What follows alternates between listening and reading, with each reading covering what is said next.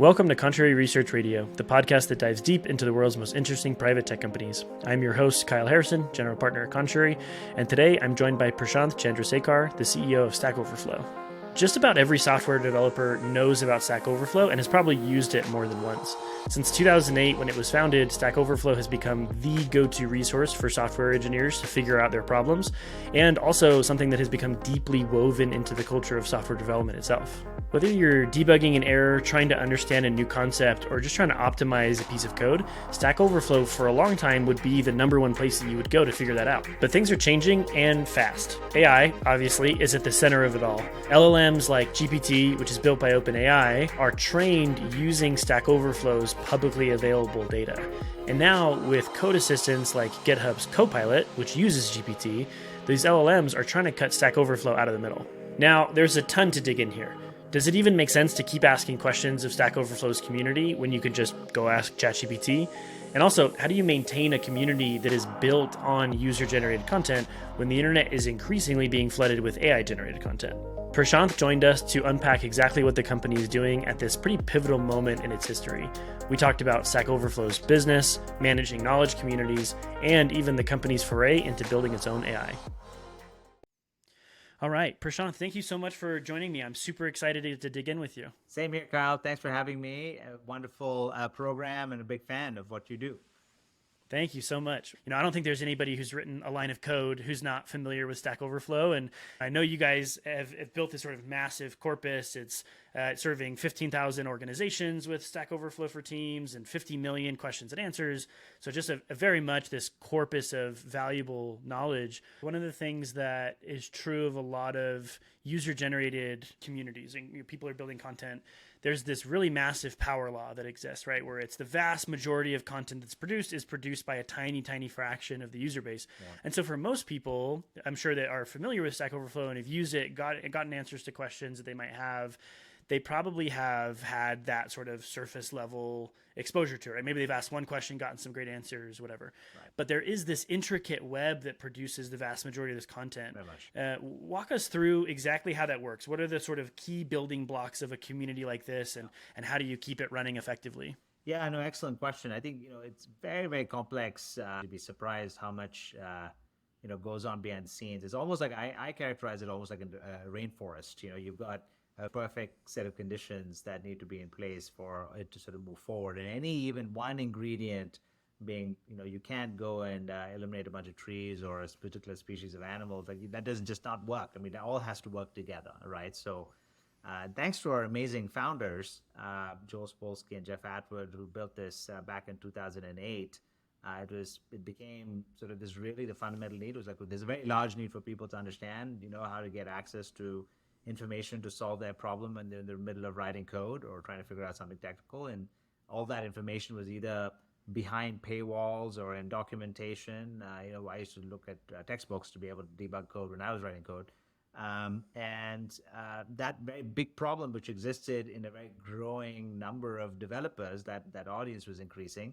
Very quickly you start realizing, okay, let's gravitate towards a very specific large problem, and it could be a very specific set of technologies that people actually were working on. It was about making sure that there was enough incentives for people to actually contribute. What is incentive for Stack Overflow? It's not monetary. It's very much this sort of foundational feeling of helping your fellow developer and getting recognized for it as a consequence, saying, okay, you're the world's best JavaScript programmer because your answer impacted 1 million people. That in itself is extremely gratifying for the person who's contributing. Basically, as our founder would say, giving a gift to the other developers. So that's a kind of a core motivation. Of course, there are so many components to keep that moving. Things like the moderators on the platform to make sure that you have a sufficient number of contributors. To your point of the power law, number of consumers on the other side, so the supply and demand dynamics. All those pieces need to be in place in a way that you're very much sort of community oriented, and you're building this by the community for the community. So it's not a company building it on the side and saying, okay, start using it. Literally the way it was started was we started building, or the founders brought community members together to build what is now Stack Overflow, 15 years later. So a lot of those fundamental principles of making sure this is done with versus for, making sure that you've got the right incentive systems, making sure you're solving this like, foundational need and this problem, and ultimately creating network effects that create that, it becomes more valuable as more and more people contribute into that ecosystem. And that's really what has allowed it to sort of thrive over many years. And to your point, just to be one other point I'd mention here is that there's this kind of this dynamic that exists in very large communities, but this could be, Stack Overflow or Wikipedia or YouTube or any of these other places that are sort of more social oriented, or they're not social network. All of them are not social networks, but they're all very much this sort of wisdom of the crowds. And there's this very small proportion of users that contribute the majority of the content, to your earlier point. And that exists very consistently across all these places. And we call this the 1-9-90 rule. And that's a very specific set of metrics to see who's the super engaged, highly contribute. They're obsessed about contributing to a lot of content, to a lot of questions and so on. You have another 9% that does a lot of stuff, and then you have a lot of people. 90% of people are in the business of consuming this content to get better, right? So, but they all sort of add value in different ways, and that ecosystem continues, and that rainforest works with all of that. Is there a specific breakdown that you guys think about? I mean, obviously the kind of 1-9-90 is a good rule of thumb. Yeah. But is there an actual management? I think I've read, Stack Overflow has something like 20 million users. I don't know if that's active users but when you think about what that means for what is your core community, is that 100 people? Is that a couple hundred people? Like, how do you think about those most active members of the community?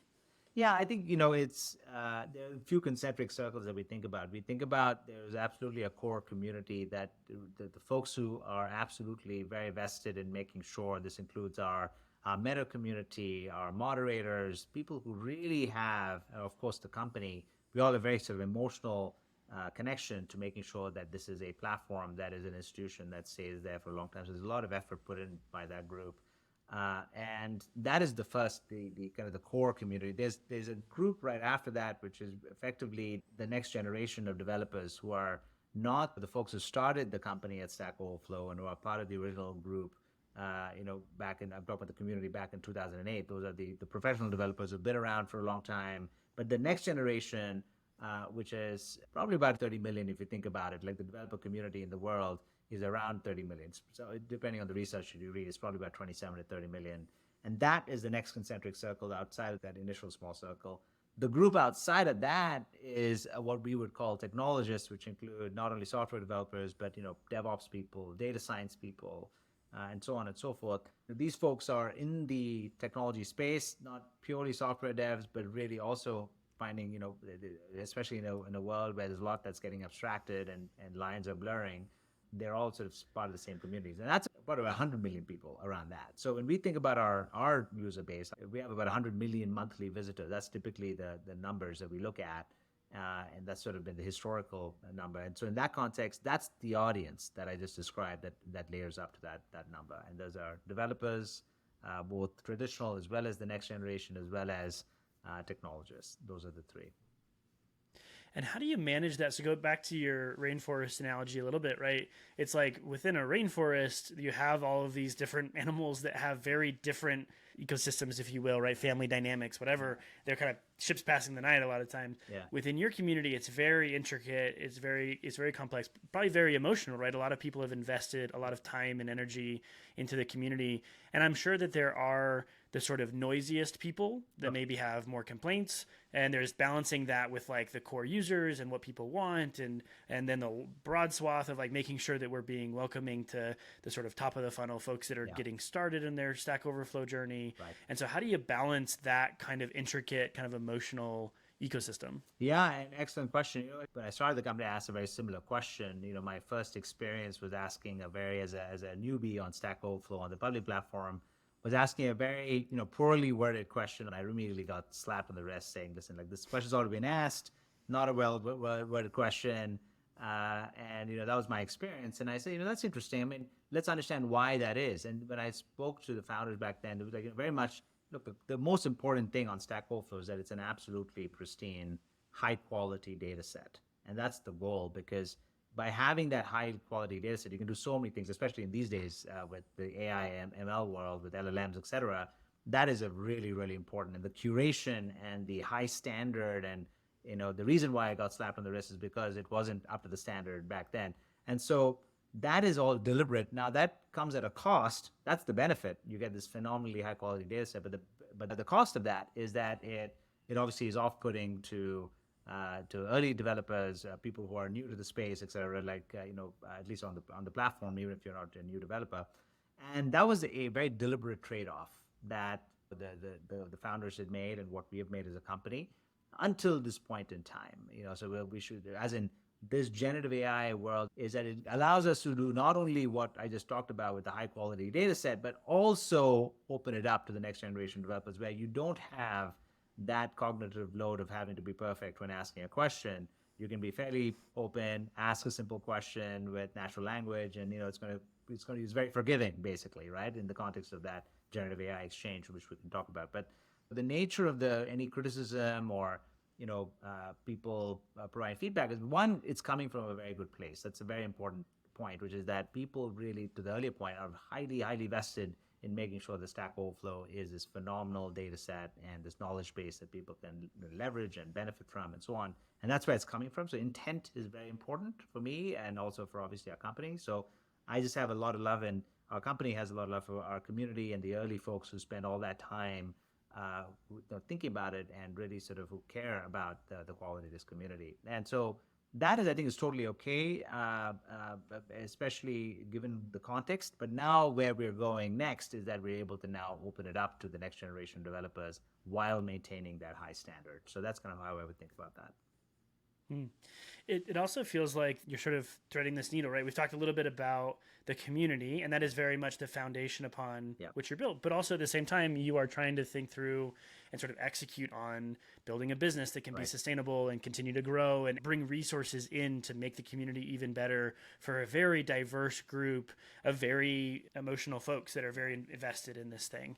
And so maybe before we get into the generative AI conversation, which I think is very fascinating, and you guys are in a really interesting position, to make sure that folks understand exactly the kind of core business that you have today, I'd love to dig in a little bit to the business model. I know that the company launched Stack Overflow for Teams. I think it is like May 2018, maybe a little over a year before around you 2018. A few months before I joined. So I know that's a big piece of it. I know that there's been some on the advertising side. Maybe I've just read some stuff about testing native banner ads, and I'm not sure how that's going, but maybe walk us through the core business model today as it exists across Stack Overflow, Stack Exchange, how that exists, and then we can talk about what AI is going to do for you going forward. Great. Well, I think that the company is made up of three parts, effectively. What we spent the first 10 minutes talking about was all around the public platform, which is the foundation of the company, right? That's where the public community has been engaging for 15 years, 58 million questions and answers. All have been accessed 50 billion times, by the way, since our inception. So just a tremendous amount of scale. And then we've got two businesses that sit on top of that. One is the private version of Stack Overflow for Teams, as you pointed out, launched in 2018. That's now used by 15,000 organizations of all sizes, including the world's largest banks, biggest tech companies in the US and international. You name it, they're probably a customer there. And then you've got the second business line, which is all about advertising. And to your point, these are tech companies or not tech companies promoting their products, promoting themselves as great employers, the ability to sponsor these sort of sub-communities we've created called collectives, have discussions and sponsor those areas. So all that is ads basically on the second piece. So those are the three parts: public platform, Stack Overflow, private Stack Overflow for companies to use, which is our SaaS business. And then we've got the advertising business because of our traffic, effectively. And those three parts really work well in the context of ultimately delivering on this sort of, again, this virtuous cycle that I was mentioning, which is by having a great foundational knowledge base and making sure we add value to our users, that same mechanism, well-loved format of Q&A and much more than Q&A, long-form content now and sub-communities and all these other features that we have in the public platform is now taken to the next level within their companies with Stack Overflow for Teams, because it integrates with your Slack or Microsoft Teams, integrates with GitHub, and then ultimately also you have long-form content along with Q&A. So it becomes the authoritative knowledge base that is, again, peer-reviewed and curated by internal communities in companies like Microsoft with 110,000 users. That makes it a very, very valid and high-quality data set with subject matter experts, all in there within the company. So that is a really great connective point between the public platform and private Stack Overflow for teams. And of course, to keep the engine going, we have advertising, which because of the public platform's volume and the value that we drive for users, we also want to make sure that people have the ability to say, you know, I want to be able to sign up for a Microsoft Azure account, and I see that, and I'm able to do that and complete that task on Stack Overflow. Or, you know what, I want to apply for a job at Amazon, and so I'm going to click on that and understand what are they thinking about with regards to Code Whisperer or any other topic that is exciting. So, that's effectively how that all works. It works in a way that's a virtuous cycle, and the more value we drive in the public platform with users and traffic, etc., the more valuable our ads businesses, and then that, of course, that funnels into companies who want to have private versions of this within companies.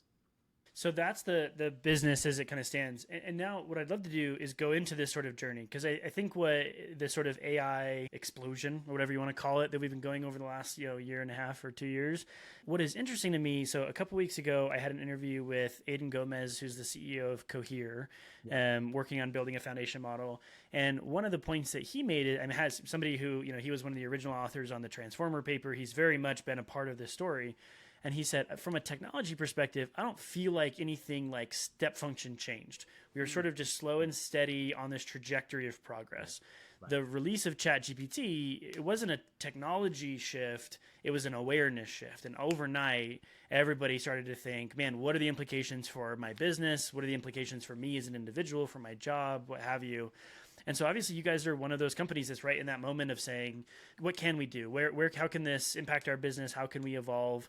And so maybe walk me through the sort of evolution of your thinking in terms of AI and how it impacts your company. What was your first reaction? I know there was some, it's definitely thoughtful of, we want to be careful that our platform doesn't suddenly become overrun by generated content and stuff. So help me understand that evolution all the way to now you've launched OverflowAI and kind of what that means for your product strategy going forward.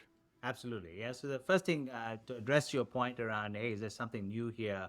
I totally agree with Aidan, by the way, because neural networks have been around for decades, right? So it's not a particularly new subject area, or computer vision or any of these sort of topics have been around for a long time. However, I think there's been sort of this compounding effect, as we all have now discovered, which is the access to cloud and hence data, and hence now transformer technology and all these things that have been compounding in a way that just created this moment where the efficacy of these, you can do a lot of processing, and of course with all the work that companies like Databricks and Snowflake, et cetera, have unlocked, it's just absolutely tremendous to see. But to his point, the moment in November 2022 was mostly a user interface moment where people just found it highly accessible, and I think they sort of changed people's vantage point or opened up people's imagination of what's possible now in this moment. So I totally agree with his perspective, by the way. So agree on that. Now, our journey has been a very fascinating one.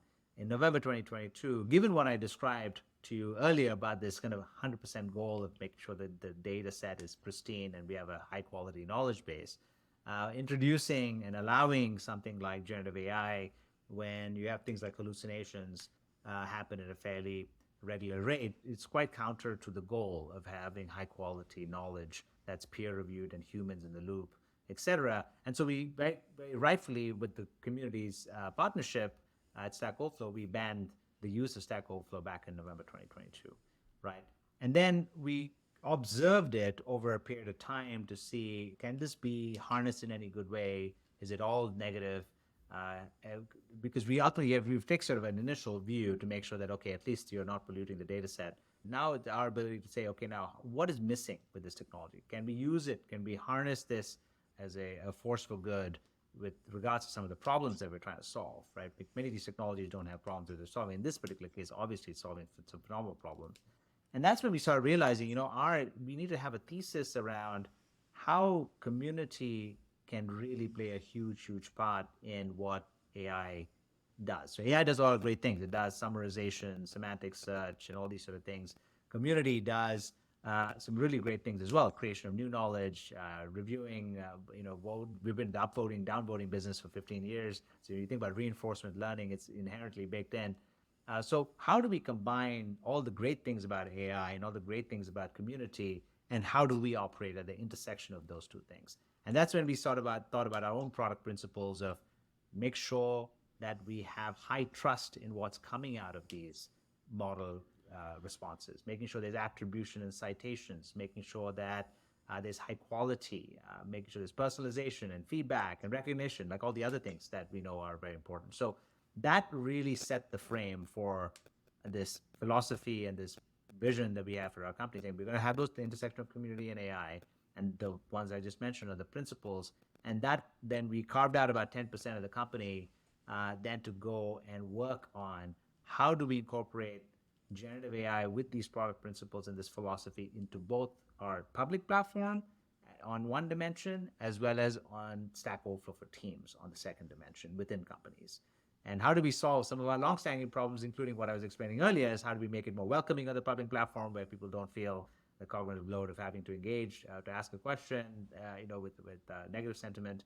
And then how do we really sort of be in new places like IDEs, where we're surfacing Stack Overflow content within your IDE, both public as well as private Stack Overflow content, using generative AI, or ingesting content into your Stack Overflow for Teams instantaneously by creating a knowledge base by pointing to 500 documents or wikis or Confluence articles and ingesting them and creating a Q&A with high quality and content health, with all the features we already have. So that's kind of how we thought about it, and that's what led to OverflowAI being launched in July at We Are Developers, which has been a tremendous response from our community, and we're off on our next set of journeys around that, from alpha to general availability and so on.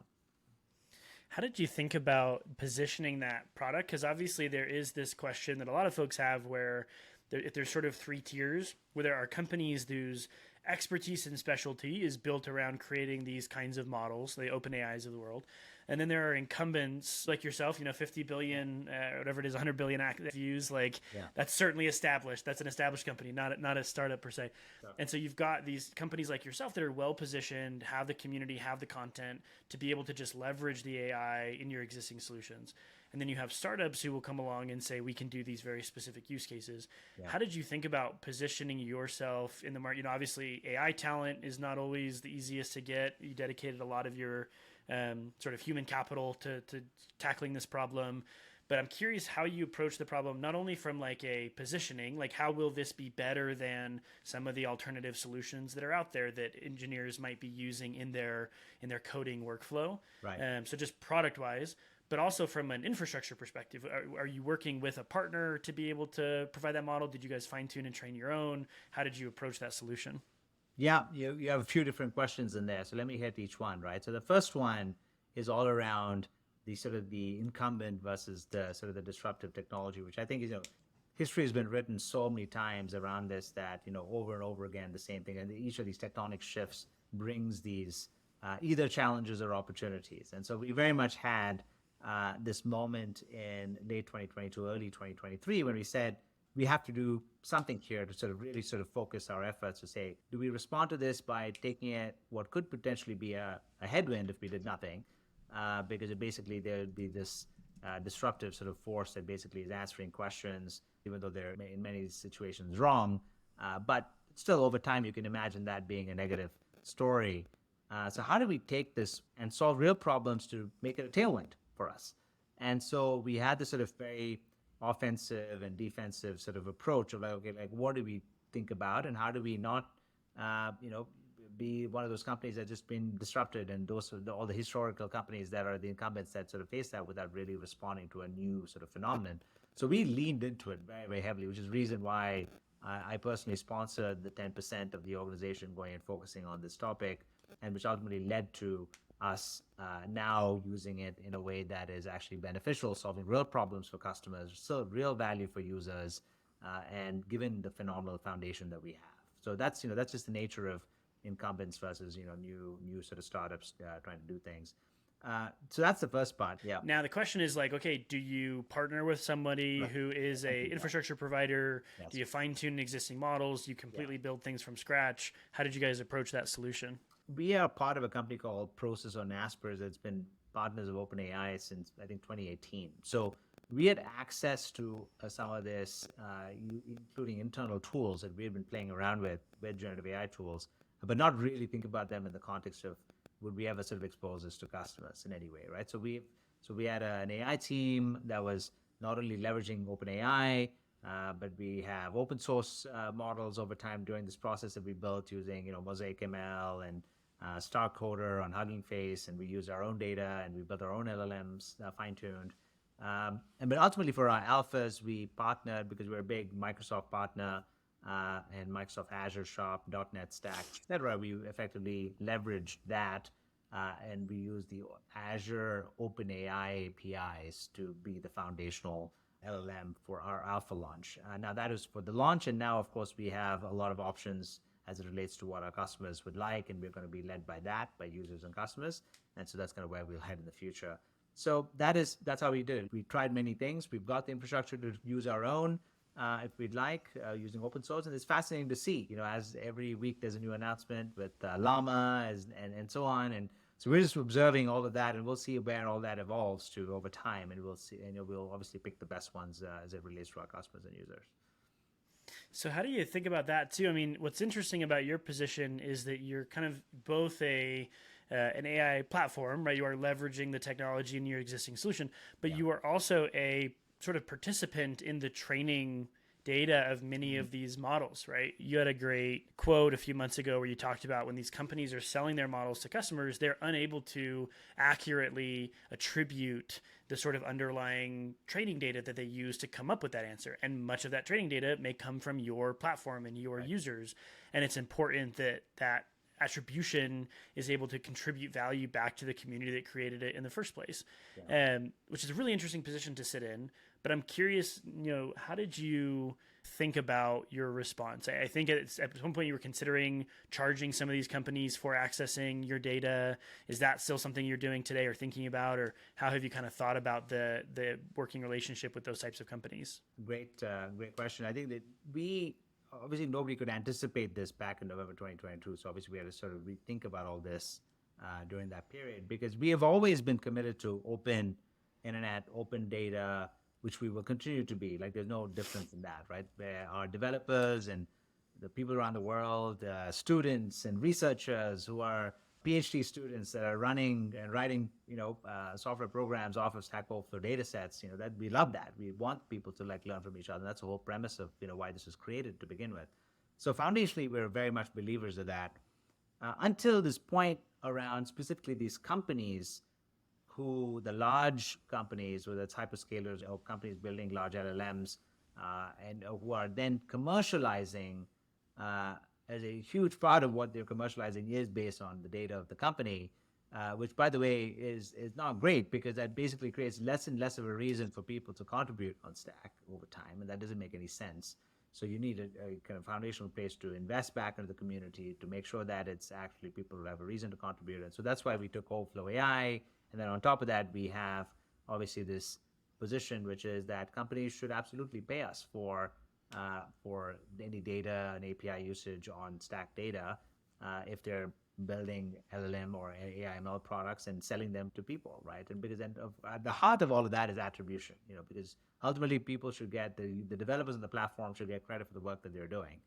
And they're not in today's sort of black box-ish sort of world of generative AI answer. Here's the answer authoritatively, whether firstly it may or may not be right, but secondly, it's got no citations or attribution, and no real credit for the people who actually spent their time, days and nights, producing that. So I think for the good of the world, really, you want people to feel like they're incentivized to continue to do what they're doing and to keep the cycle going. Because at some point, if you just sort of get greedy and you say you're just going to say, okay, I have it all, and I'm just going to move forward with what I have, then there's going to be less of an incentive for people to actually spend their time and develop new technologies and develop the next. Today, maybe Rust. That's the most well-liked and popular programming language. Maybe tomorrow it's something else that we don't even know about. And we want people to go and build those things. So I think it's good for humanity, for innovation. And that's why we took the position that we did, which is that if you're a company, you have to pay so that we have the ability to invest. And by the way, to be fair, these companies reached out to us. Right? We got a lot of inbounds from these companies saying, we love your data, we're using it ultimately, and it's also published that they're using this. And so they would love to work with us, and those are the conversations we're having, along with, of course, the API program that we're in the process of building out. Well, and this is, I think, a really good and kind of brings me to the final kind of discussion that I wanted to get into, because you make a really interesting point where you want people to continue to generate this data so that more models can be trained on sort of this progressing knowledge over time. But and again, going back to this conversation that I had with Aiden at Cohere, he talked about this idea where like we are absolutely pushing the limits on user generated data already, Right. with the models that we've been training. And increasingly, these companies that are building these models, they're actually paying math PhDs and things like that to come in and train these models off of very Right. specific, sophisticated expertise. Other folks are starting to look into synthetic data solutions where they can sort of like shadow Yeah. create some of these data, and it's really it's kind of insane to think about. You hear these stats where you say all the data that's ever been created in the history of mankind doubles every few years or Right. whatever, and Right. it's like almost immediately we started pushing the boundaries of it. And so there is this mission that you very much have, and Stack Overflow as a company has, to continue to have an ecosystem Right. that incentivizes people to create this user generated data. But in this world, increasingly sort of pursuing other solutions and other ways of training these models, how do you do that? Like, how do you continue to get, you're gonna see a massive flood of generative content on the internet. How do you get people to feel incentivized to continue contributing to these kinds of networks? Yeah, I think it's an excellent question. And on one dimension, something like Overflow AI is very much in that spirit, right? Where we say, if you're solving real problems, we want to be wherever you are. So Overflow AI is made up of number one, it's really, really powerful search capability on the public platform where you're able to ask a natural language question, you're able to respond to it using generative AI, that the system responds by aggregating and summarizing content on the 50 million questions and answers and providing links and so on. And then you're able to continue that conversation, add a piece of code to say you're providing more and more context, and it's going to give you a richer and richer answer based on the foundational things like embeddings and RAG, etc. And if none of that worked, you're still then able to post into the community, right? But you're able to still always the loop ends up saying, okay, ultimately, is it able to answer your question or not? So you're keeping this sort of high quality foundation always in place. So if we're always going to be wanting to be the destination for technologists forever, right? The idea is to make sure that you always get the right answer that you can trust always by coming to Stack Overflow. And it's not necessarily the case in any other sort of place. And similarly within companies, the same search capability, but extending into other documents beyond just Stack Overflow content in your IDE, surfacing it there, so you keep that in a new sort of place where you're engaging, where people can contribute to game content, or in your Slack integration where you have generative AI, Overflow AI now, we're able to contribute content, not only have your answers there, and then ultimately ingesting all content from other parts of your company in a way that allows you to create this knowledge base that keeps all of that going that I just described and kind of creates this sort of virtuous cycle. And of course, the community elements of recognition and making sure people still want to be recognized, that fundamental human need of wanting to help their fellow human being, and ultimately producing something that's high quality are the underlying qualitative drivers that ultimately make this happen overall, right? And I think maybe one other point to mention here is that you can have a lot of machine generated data, but there's a lot of research to prove when you think about things like model fallover and things like or failover, things like that. You can see that that machine generated content training on itself and training on machine generated content is not going to work. Ultimately, what we really fundamentally believe is you need human community and human in the loop, so to speak, and community as a function of that. And then ultimately the power of AI coming together. And that's why it all works at this point in time. So hopefully that answers your question of like why we believe that given, we're the largest sort of community for software developers and technologists, that's why we play the role that we play here. Maybe final two questions for you. This is a good kind of synopsis of the kind of past and future of Stack Overflow. When you think about back to like maybe what you expected getting into this role, what is the thing that has surprised you the most about the Stack Overflow community and the way the company works? Yeah, I would say, probably the biggest one is that most companies that you typically manage are, you've got, customers, you've got employees, you've got your investors. Those are probably the three stakeholders, right? And in this case, we have a fourth most important stakeholder, which is effectively the community. And I think that What was surprising was how much of an influence that has in everything that we do on a daily basis, right? It all starts and ends at the community, and nothing else sort of really takes precedent on top of that. So I think that's probably the biggest surprise because most companies don't have to think about that as a thought process. This is foundationally all about that. So there's no question, and that's not something that I don't think if you've ever done it. But now that I've sort of been in this role, I can have sort of the experience, let's call it, of thinking through that. But prior to this, I would not have been able to imagine like what that would involve.